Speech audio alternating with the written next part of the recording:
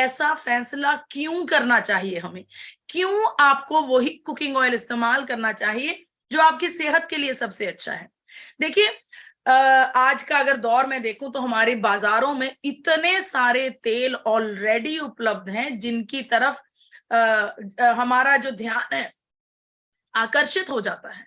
हमारे पास cooking oils हैं, हमारे पास सनफ्लावर ऑयल है, कनोला ऑयल है, सरसों का तेल है, देसी घी है, बटर है, सो मच थिंग्स, इतने सारे तेल हैं, डिसीजन लेना वाकई में बहुत मुश्किल है।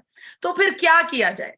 अच्छा, एक बात और है, हम सब लोग बहुत ज्यादा अवेयर हो गए हैं, हम बहुत ज्यादा फिजिकली फिटनेस के लिए अवेयर हो गए और हम सब ने, काफी लोगों ने, वैसे अब तो बहुत ज्यादा चेंजेस आने लगे हैं, लोगों को समझ में आने लगा है कि एक्चुअली में इसके पीछे साइंस क्या है। लेकिन अभी भी बहुत से लोग ऐसा सोचते हैं क्योंकि तेलों को फैट्स के रूप में देखा जाता है, फैट्स का दर्जा दिया जाता है, इसलिए तेल का उपयोग नहीं करते और ये सोचते हैं कि तेल हमें फैट कर देंगे, हमें मोटा कर देंगे, इसलिए तेलों का उपयोग नहीं किया जाता। लेकिन मैं आपको बता दूं, हम तेल खाने से कभी मोटे नहीं होते। हम मोटे तब होते हैं जब हम अपनी कैलोरीज को ज्यादा इनटेक करते हैं। अगर तेल खाने से हम मोटे हो रहे होते तो आजकल की जो बहुत ही ज्यादा प्रसिद्ध डाइट्स हैं, कीटो डाइट्स हैं, LCHF डाइट है, जिसमें बहुत ज्यादा तेल का, फैट्स का उपयोग करके लोग ट्रिमेंडस रिजल्ट्स ला रहे हैं, पतले हो रहे हैं, तो फिर वो डाइट्स सफल कैसे हो पाती? इन डाइट्स में ज्यादा अमाउंट ऑफ फैट्स की खाकर, थोड़ी सी अमाउंट कार्ब्स को देकर और बीच में आपके प्रोटीन को सम्मिलित करते हुए एक बैलेंस्ड डाइट बनाई जाती है, जिसके द्वारा आप उसका भोजन करते हुए, उसका सेवन करते हुए आप पतले होते हैं। तो इस मिथ को अपने अंदर से हटा दीजिए, दिमाग से भगा दीजिए कि तेल का उपयोग नहीं करना क्योंकि हम मोटे हो जाते हैं। ऐसा नहीं है, हम मोटे होते हैं ज्यादा कैलोरीज खाने से।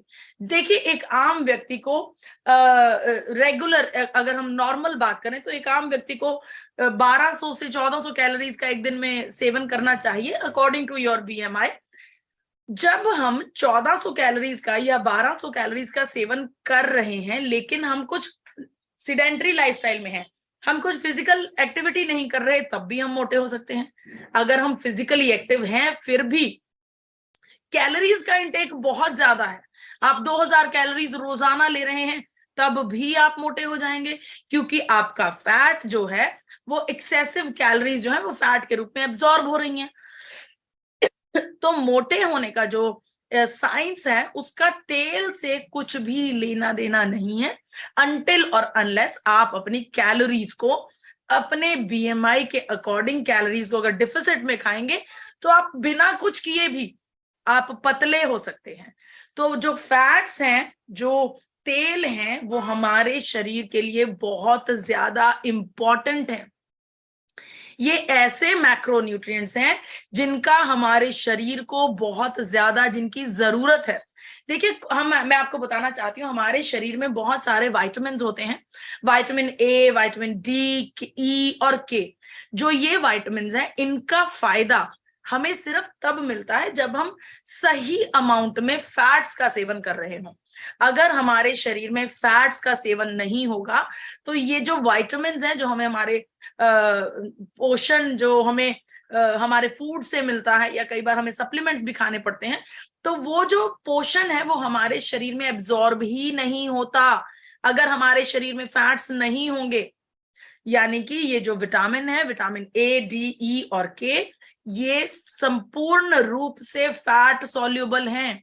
अगर फैट होगा तब ये सॉल्युबल होंगे, हमारे शरीर में एब्जॉर्ब होंगे, ब्रेक डाउन होगा और हमारे शरीर को इनका फायदा मिलेगा। अगर फैट नहीं होगा और आप विटामिन D का सप्लीमेंट खा रहे हैं तो वो आपको कोई भी फायदा नहीं देगा।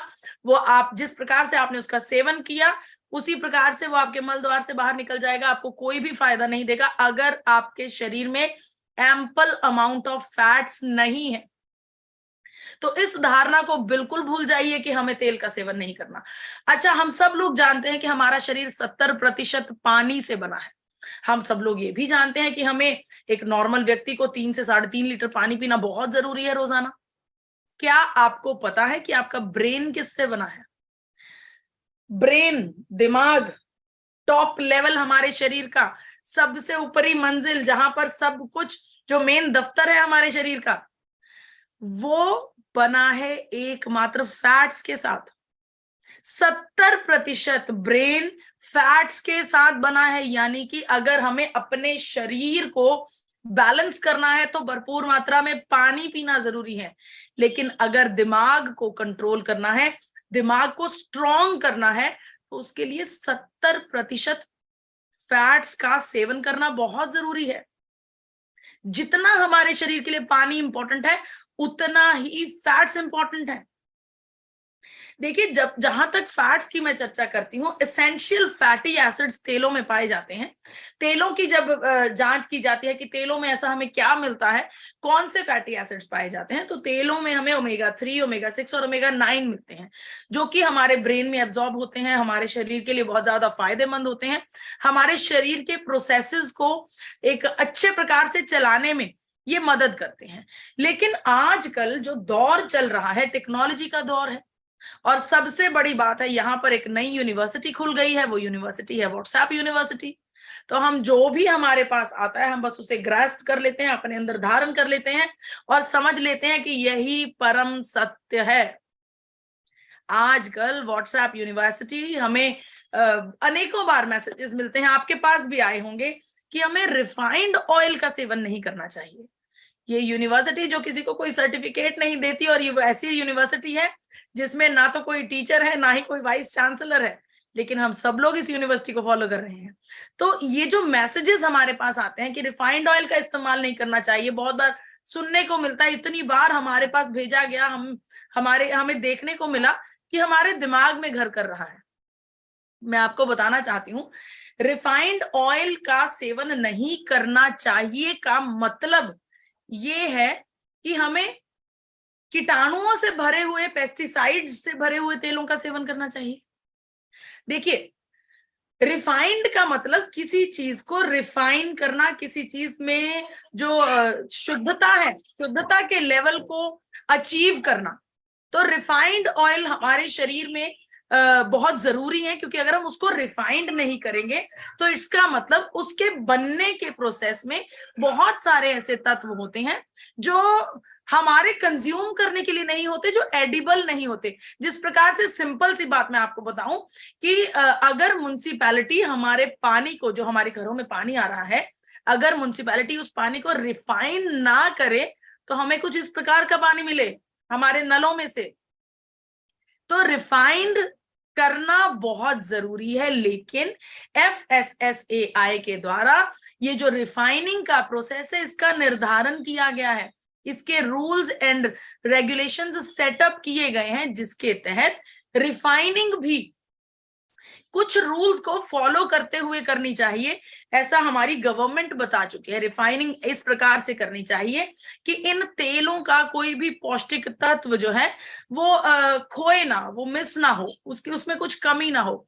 हाँ, ऐसा जरूर कहा जाता है कि अखबारों में भी देखने को पढ़ा गया है इसके बाद कि refined oils are totally safe for cooking.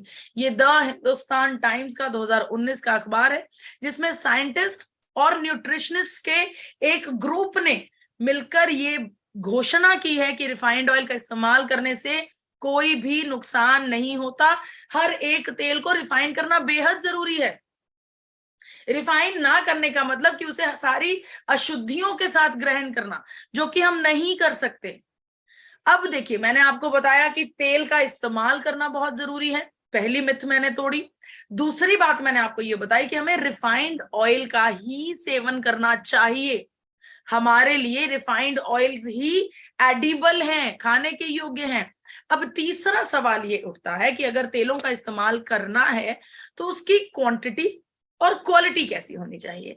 जब मैं बात करती हूँ क्वांटिटी की, तो dietary guidelines issued by ICMR and NIN, इससे ये पता चलता है, यानी कि national institute of nutrition, Indian council of medical research, ये दो बड़ी बड़ी मेडिकल एसोसिएशंस हैं जिन्होंने हमें बताया कि अगर एक व्यक्ति बिल्कुल सिडेंटरी लाइफस्टाइल जी रहा है, यानी कि बिल्कुल भी चल फिर नहीं रहे, बहुत कम मूवमेंट है उनके शरीर की, तब भी उन्हें 25 ग्राम ऑयल रोजाना सेवन करना चाहिए। 25 ग्राम ऑयल।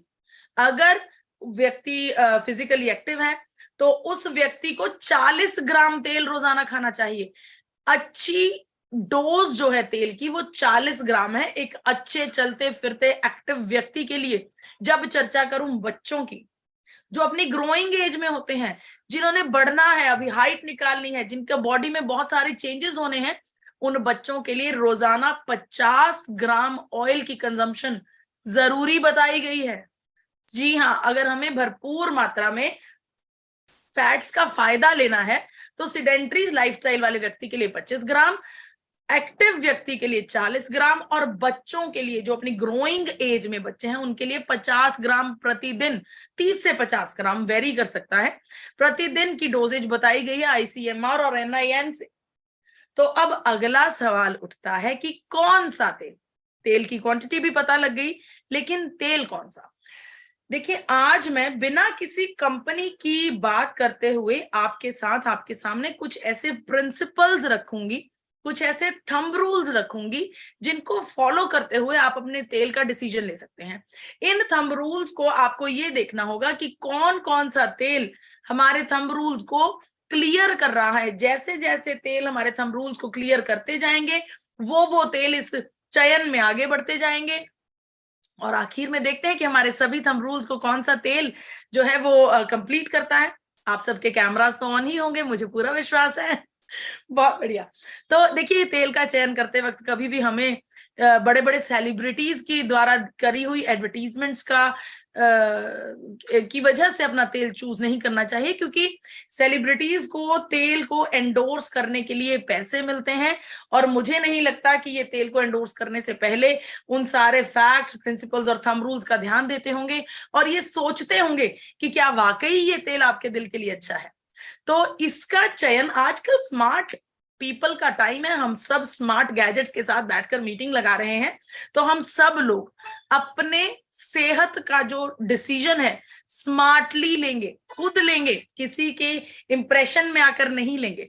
तो देखिए, थंब रूल्स और प्रिंसिपल्स आपके साथ साझा करने जा रही हूँ। सबसे पहले मैं आपको बता दूं कि तेलों में बेसिकली होता क्या है। हर एक तेल में आपको सफा, पूफा और मूफा मिलेगा। सफा का मतलब है सैचुरेटेड फैट, पूफा का मतलब है पॉली अनसैचुरेटेड फैट, और मूफा का मतलब है मोनो अनसैचुरेटेड फैट। देखिए, आईसीएमआर, एनआईएन और डब्ल्यूएचओ, ये तीनों मेडिकल रिसर्च सेंटर बड़ी बड़ी एसोसिएशंस हैं। इन तीनों एसोसिएशंस ने मिलकर हमारे जो फैट्स हैं वो कितनी मात्रा में हमारे तेलों में होना चाहिए उसकी एक मात्रा निर्धारित कर दी गई है, जिसमें सफा को 27 से 33% बताया गया है, पूफा को 27 से 33% बताया गया है, लेकिन मूफा को 33 से 40% बताया गया। यानी कि हमारे तेल में ये फैटी एसिड्स तकरीबन इतनी वैल्यू में होने चाहिए, तभी वो तेल न्यूट्रिशन के नजरिए से बेहतर होगा। यानी कि हमें मोटा मोटा ये समझ में आ रहा है कि सफा और पूफा थोड़ा कम होना चाहिए, लेकिन मूफा थोड़ा हायर एंड में होना चाहिए। यही चीज हमें आईसीएमआर के द्वारा नजर आ रही है। तो अब मैं आपको ये बताना चाहती हूँ, सबसे पहले सफा वाले तेलों की बात करते हैं। देखिए, जिन तेलों में सफा ज्यादा होता है वो तेल ज्यादातर गाढ़े होते हैं, क्योंकि जो सफा है वो अपने आप में सॉलिड होता है, सॉलिड टेक्सचर का होता है।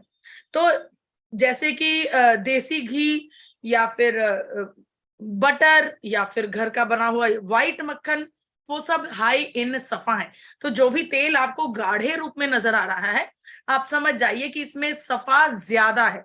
अब सफा की अगर मैं बात करूं, जब हम हाई सफा की चर्चा करते हैं, हाई सफा वाले तेलों का सेवन करते हैं, ये हमारे शरीर में एचडीएल और एलडीएल, एचडीएल यानी कि अच्छा कोलेस्ट्रोल, एलडीएल यानी कि बुरा कोलेस्ट्रोल, एचडीएल और एलडीएल दोनों को बढ़ाता है। सफा हाई सफा वाले तेल एचडीएल को भी बढ़ाते हैं, एलडीएल को भी बढ़ाते हैं।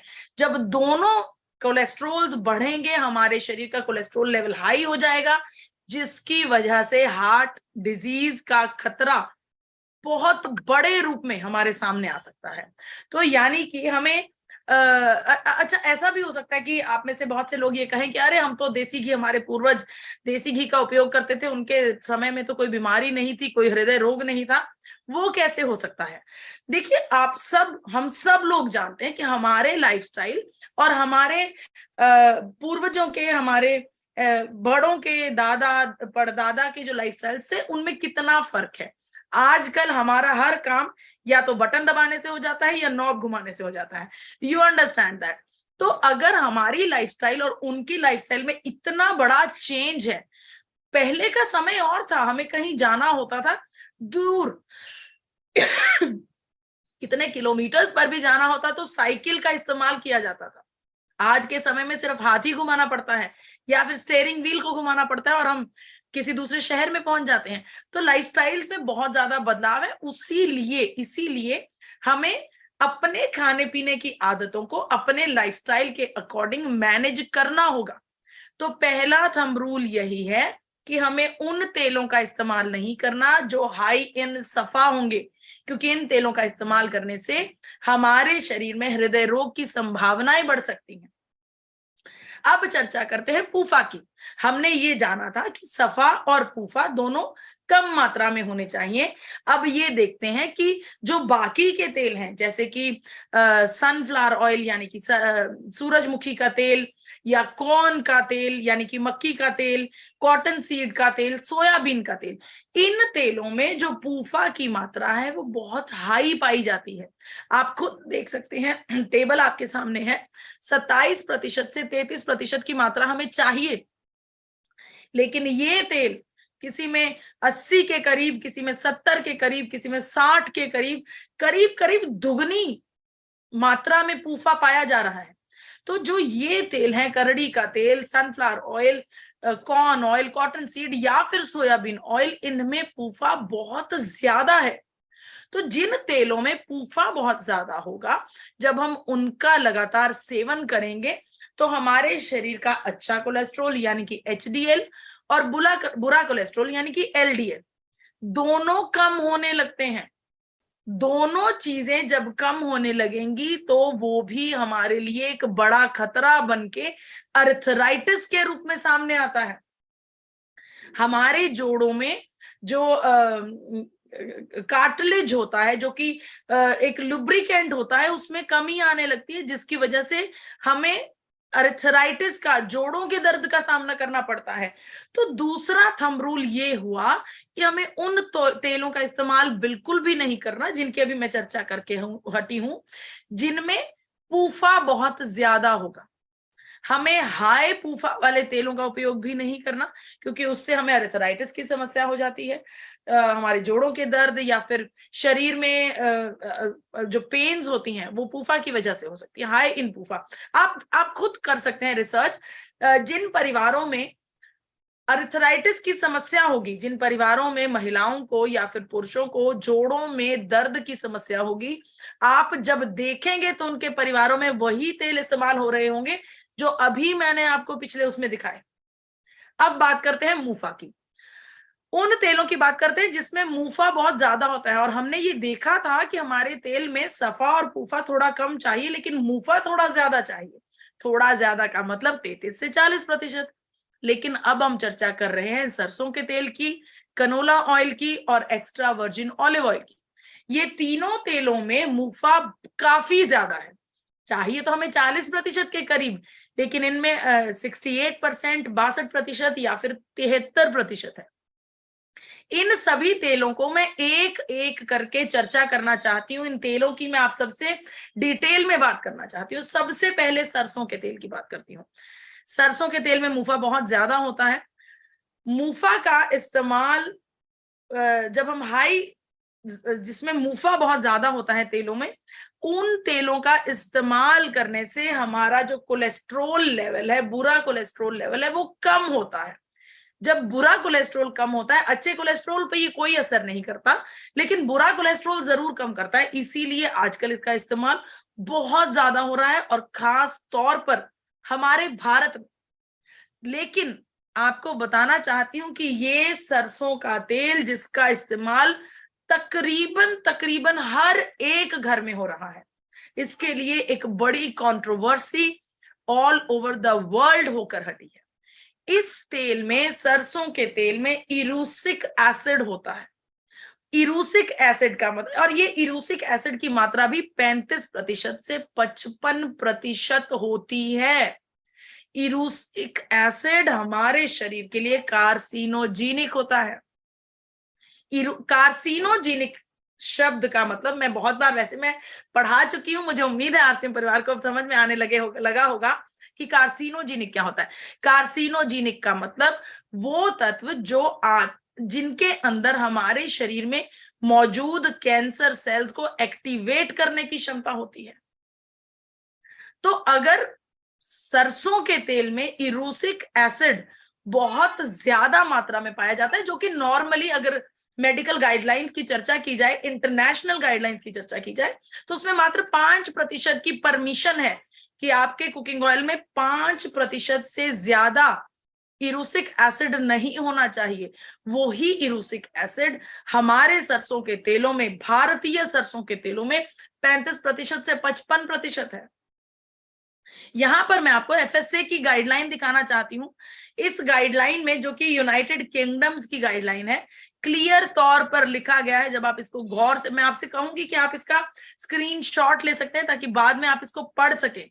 इस गाइडलाइन में डिटेल में लिखा गया है कि हमें बांग्लादेश, चाइना, पाकिस्तान और भारत में बने हुए तेलों, अचारों और सॉसेस का उपयोग नहीं करना है, क्योंकि उनमें मस्टर्ड ऑयल का इस्तेमाल किया जा सकता है।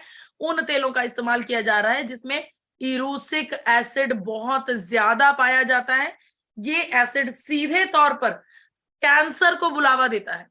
हालांकि ये एसिड मात्र 5% से ज्यादा हमारे ऑयल्स में नहीं हो सकता, ऐसा बड़ी बड़ी इंटरनेशनल एसोसिएशंस की गाइडलाइंस हैं। सरसों के तेल में ये बहुत ज्यादा होता है। यहां पर मैं आपको एक बॉटल दिखा रही हूं जो कि भारत में बनी हुई बॉटल है, इंटरनेशनल मार्केट में बिक रही है। इस बॉटल पर सरसों का तेल 100% मस्टर्ड ऑयल लिखा है, और यहां पर नीचे लिखा है फॉर एक्सटर्नल यूज ओनली, यानी कि शरीर पर मालिश करने के लिए, बालों पर मालिश करने के लिए इस तेल का इस्तेमाल किया जाए, भोजन के लिए नहीं। देखिए, ज्यादातर आपने फॉर एक्सटर्नल यूज ओनली का जो शब्द है, ये ज्यादातर आपने क्रीम्स के ऊपर, कॉस्मेटिक्स की प्रोडक्ट्स के ऊपर या फिर परफ्यूम्स के ऊपर देखे होंगे। किसी तेल पर आपने ये नहीं पढ़ा होगा, और खास तौर पर मस्टर्ड ऑयल पर। बाहर के देशों में सरसों का तेल इस्तेमाल करना बिल्कुल बैन है, खाने के लिए आप इसको इस्तेमाल नहीं कर सकते। तब तक आप सरसों का तेल बाहर कंट्रीज में नहीं बेच सकते जब तक आप बॉटल के ऊपर एक्सटर्नल यूज ओनली ना लिख दे। देखिए, यहां पर इवन भारत में भी, हालांकि मैं आपको बताना चाहती हूँ, भारत में ऐसी कोई भी गाइडलाइन अभी तक पास नहीं हुई है कि यूरिसिक एसिड के बारे में चर्चा की गई हो, लेकिन हाँ, ये चर्चा जरूर भारत में अनेकों बार हुई है कि मस्टर्ड ऑयल का इस्तेमाल करने से हार्ट अटैक की संभावनाएं बढ़ रही हैं, या फिर मस्टर्ड ऑयल का ज्यादा इस्तेमाल करने से गॉल ब्लैडर का कैंसर होने की संभावनाएं बढ़ रही हैं। तो इस प्रकार से जो तेल है, सरसों का तेल या फिर गॉल ब्लैडर के लिए जो खराबी है, भारत में चर्चा जरूर हो रही है, लेकिन इसका कोई रूल अभी तक पास नहीं हुआ है। तो तीसरा थंब रूल क्या है? तीसरा थंब रूल यही है कि हमें सरसों के तेल का इस्तेमाल नहीं करना है। सरसों का तेल हमें अंदरूनी तौर से कैंसर की तरफ लेकर जा रहा है। जी हाँ, बहुत ही खतरनाक है सरसों का तेल। दूसरा तेल था कनोला ऑयल। कनोला ऑयल के बारे में मैं आप सबको बताना चाहती हूँ, ये एक जेनेटिकली मॉडिफाइड तेल है। जेनेटिकली मॉडिफाइड का मतलब अलग अलग तेलों को मिक्स करके ये तेल बनाया गया है। जरूर इसमें मिक्सिंग करने की वजह से, जेनेटिकली मॉडिफाइड करने की वजह से, आर्टिफिशियली तरीके से इसमें इरूसिक एसिड को 2% तक ले आए हैं। यानी कि इरूसिक एसिड इसमें 2% है, जो कि खाने योग्य है इंटरनेशनल एसोसिएशंस के अकॉर्डिंगली। लेकिन इस तेल में ओमेगा 3 बहुत ज्यादा हाई मात्रा में पाया जाता है। तो कनोला ऑयल में इरूसिक एसिड तो कम है, लेकिन ओमेगा 3 बहुत ज्यादा है। ओमेगा 3 ज्यादा होने का नुकसान क्या है? ओमेगा 3 हीट सेंसिटिव है, यानी कि जिन तेलों में ओमेगा 3 हाई होगा उन तेलों को हम फ्राइंग के लिए इस्तेमाल नहीं कर सकते। और हमारे भारत में ज्यादातर कुकिंग फ्राइंग से होती है।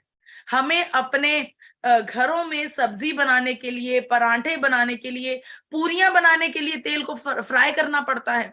अगर हम ओमेगा 3 रिच वाले तेल को फ्राई करते हैं तो वो हमारे शरीर में कैंसर जैसी बीमारी की शुरुआत कर सकता है। तो ओमेगा 3 रिच वाले तेलों को फ्राइंग के लिए इस्तेमाल बिल्कुल भी नहीं करना है। तीसरा तेल था extra virgin oil. Extra virgin oil को ज्यादातर पश्चिमी सभ्यता से हमने इसको अपने जीवन में धार लिया। हमने सोचा अरे इतना महंगा तेल है, बाहर के लोग, फॉरेन कंट्रीज के लोग इस्तेमाल करते हैं तो अच्छा ही होगा। लेकिन हमने ये नहीं ध्यान दिया कि उनके कुकिंग स्टाइल और हमारे कुकिंग स्टाइल में कितना फर्क है।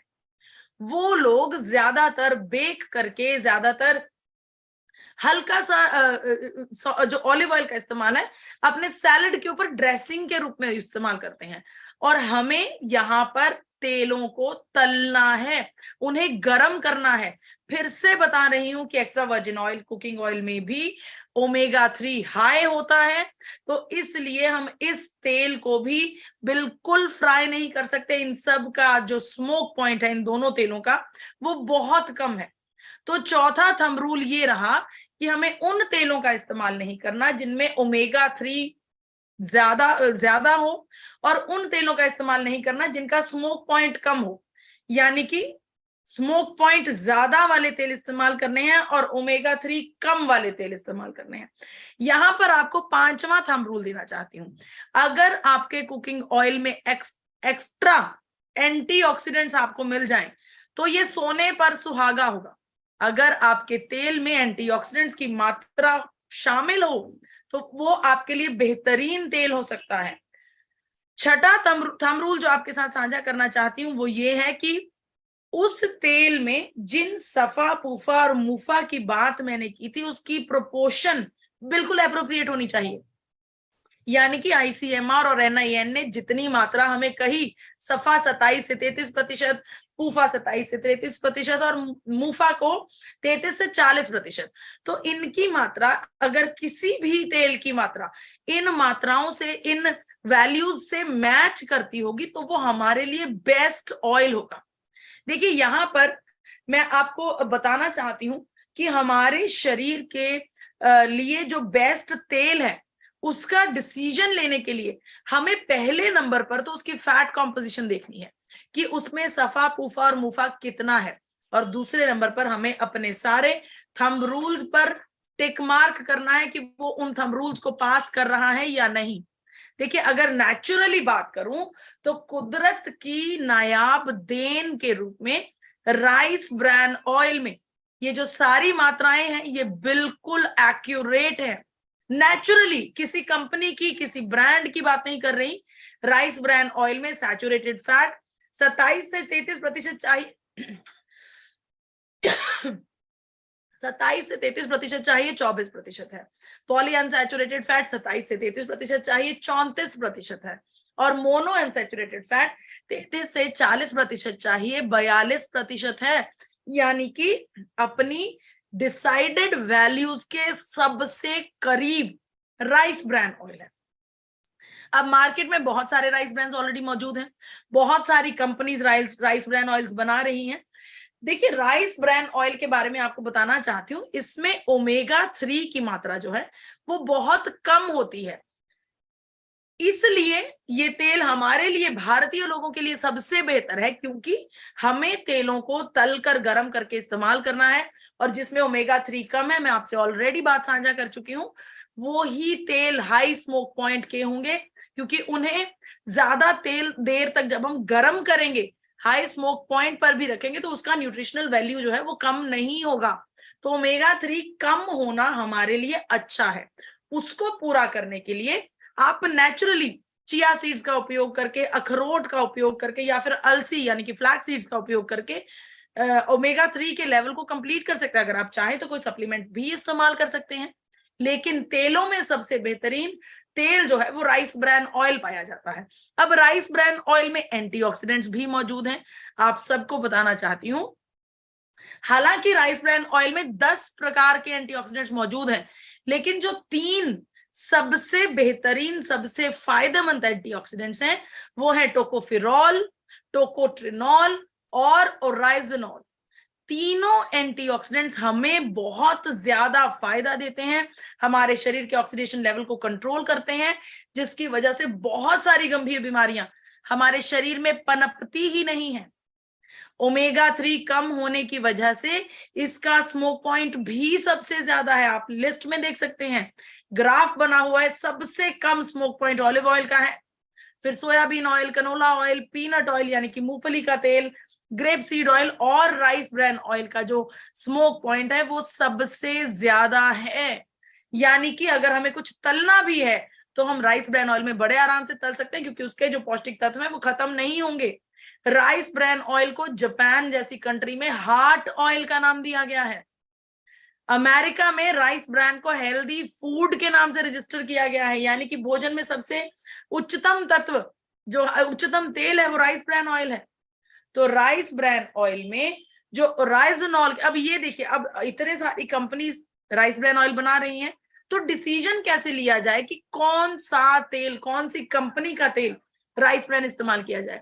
तो इसका डिसीजन आप लेंगे जब आप सभी तेलों को, राइस ब्रैन तेलों को कंपेयर करेंगे और देखेंगे कि किसमें ओराइजनॉल सबसे ज्यादा है। जिस तेल में सबसे ज्यादा ओराइजनॉल पाया जाएगा वो सबसे ज्यादा बेहतर होगा। देखिए, हम सब लोग जानते हैं कि बचपन से हमारे शरीर में कोलेस्ट्रॉल का जमाव होने लगता है, तो क्यों ना, देखिए हम कितनी हमारे ईटिंग हैबिट्स कुछ इस प्रकार से हैं कि आज के दौर की अगर मैं बात करूं तो 40-45 की उम्र में आकर हर एक व्यक्ति को कोलेस्ट्रॉल की समस्या हो रही है। भारत में करीब करीब 80% भारतीयों का लिपिड प्रोफाइल बिगड़ा हुआ है, कोलेस्ट्रॉल लेवल बिगड़े हुए हैं। तो क्यों ना हम नई शुरुआत करें, अपने बच्चों को कुकिंग ऑयल में बदलाव करके उनके जीवन को सिस्टमैटिक तरीके से सेट कर सकें, ताकि जब वो 40 की उम्र में पहुंचे उन्हें कोलेस्ट्रॉल का चैलेंज ना आए। तो हम gamma oryzanol, high gamma oryzanol वाले तेल राइस ब्रैन ऑयल का इस्तेमाल करें। देखिए, हाई का क्या मतलब है, अलग अलग तेल अलग अलग लेवल ऑफ गामा ओरिजिनॉल हमें प्रोवाइड कर रहे हैं। अगर सभी कंपनीज की मैं बात करूं तो 1000 mg से लेकर 1400 mg आपको अलग अलग तेलों में मिलेगा। जितना हायर कंटेंट आपको ओराइजनॉल का मिलेगा उतना बेहतर वो तेल होगा। ओराइजनॉल की मात्रा तेलों में होने की वजह से ये एक्स्ट्रा वर्जिन ऑलिव ऑयल से भी बेहतर है। 8वां थंब रूल है कि देखिए, हमें पता लग गया कि ओराइजनॉल सबसे ज्यादा होना चाहिए, वो अच्छी क्वालिटी का तेल होगा, सबसे ज्यादा स्वास्थ्य के लिए सबसे अच्छा तेल होगा। लेकिन और कैसे डिसाइड किया जाए, आपको ये देखना होगा कि जो कंपनी वो तेल बना रही है उसकी मैन्युफैक्चरिंग प्रैक्टिसेस कैसी हैं, वो शुद्धता का कितना ख्याल रख रहे हैं, वो सफाई का कितना ख्याल रख रहे हैं और किस तरीके से तेल को बना रहे हैं। इसके लिए हम ये देख सकते हैं कि उस कंपनी के पास कौन कौन से सर्टिफिकेट्स हैं।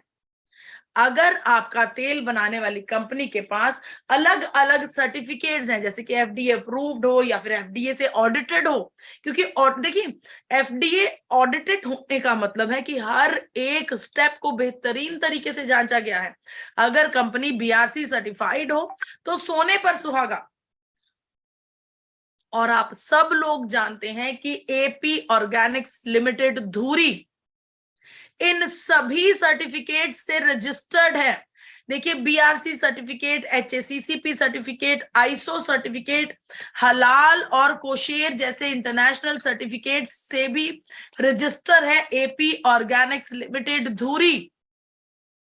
मैं आप सबको बताना चाहती हूं, देखिए, कोई भी कंपनी इतने सारे सर्टिफिकेट से इसलिए रजिस्टर हो सकती है अगर वो इतनी सारी कंट्रीज के पैरामीटर्स को बनाकर रखती है। अगर वो कंपनी अपने राइस ब्रांड ऑयल को यूएसए, न्यूजीलैंड और ऑस्ट्रेलिया में सप्लाई कर रही है, एक्सपोर्ट कर रही है, इसका मतलब यह है कि ये उन सब के जो हेल्थ पैरामीटर्स हैं उनको पास कर रही है। क्योंकि हम सब लोग जानते हैं कि इंटरनेशनल मार्केट के जो हेल्थ पैरामीटर्स हैं, जो एसोसिएशंस के जो उनके डिसीजंस हैं कि तेल किस प्रकार से होना चाहिए, किस प्रकार से मैन्युफैक्चरिंग उनकी होनी चाहिए, उन सब को पास करना एक बड़ी बात है। और अगर मैं आपको बताऊं कि AP Organics USA, New Zealand, Australia को मिलाकर अनेकों देशों में पिछले कितने वर्षों से एक्सपोर्ट कर रहा है, तो इसका मतलब जो तेल आपके घरों में, आपके रसोई घरों में पड़ा है, वो तेल इंटरनेशनल क्वालिटी का है। जी हाँ, एपी ऑर्गेनिक्स लिमिटेड धुरी भारत की सबसे बड़ी हाईएस्ट एक्सपोर्टर्स हैं। तो अगर मैं एक बार फिर से सम अप करूं तो हमें कुछ थंब रूल्स का ध्यान रखना होगा। पहला ये कि वो तेल हमें नहीं लेना जिसमें सफा सबसे ज्यादा हो, वो तेल इस्तेमाल नहीं करना जिसमें पूफा ज्यादा हो, मस्टर्ड ऑयल का इस्तेमाल नहीं करना क्योंकि इरूसिक एसिड है उसमें जो कि कार्सिनोजेनिक है। इसके अलावा वो तेल लेने हैं जिनका जो स्मोक पॉइंट है वो हाई हो लेकिन ओमेगा 3 लो हो। पांचवा थंब रूल है, अगर हमारे कुकिंग ऑयल में एंटीऑक्सीडेंट्स भी मिले वो सबसे बेहतर। छठा थंब रूल है कि हमारे कुकिंग ऑयल में सफा, पूफा और मूफा की जो कॉम्पोजिशन है, फैट कॉम्पोजिशन है, वो एप्रोप्रिएट होनी चाहिए आईसीएमआर और एनआईएन और डब्ल्यूएचओ के मुताबिक। सातवां थंब रूल है, उसमें हाई ओराइजनॉल होना चाहिए। तो जितनी भी कंपनीज राइस ब्रांड ऑयल दे रही है उनमें से जो सबसे ज्यादा ओराइजनॉल की मात्रा आपको दे रही है वो ही तेल सबसे बेहतर है। आठवां थंब रूल है कि आप उनकी मैन्युफैक्चरिंग कंपनी को जांचिए, उनकी प्रैक्टिसेस को जांचिए। आप कंपनीज में फोन कर कर पूछिए कि आपको कौन कौन सी रजिस्ट्रेशंस मिली हुई हैं, आपके तेल में ओरिजिनॉल कितना है। ऐसा भी आप कर सकते हैं। हम सब लोग स्मार्ट लोग हैं, स्मार्ट दौर में रह रहे हैं। अगर और जानकारी चाहिए तो आप आपके अपने YouTube channel forever healthy with Isha पर जाकर इस वीडियो को फॉलो कर सकते हैं। इस वीडियो में डाइटिशियन ईशा वशिष्ठ जी ने और डिटेल से बताया है कि तेलों का चुनाव कैसे किया जाए। आप सबसे आग्रह करती हूँ कि आपका अपना YouTube channel forever healthy with Isha को सब्सक्राइब कीजिए। इस चैनल को ज्यादा से ज्यादा शेयर कीजिए, ज्यादा से ज्यादा ये जानकारी सबके साथ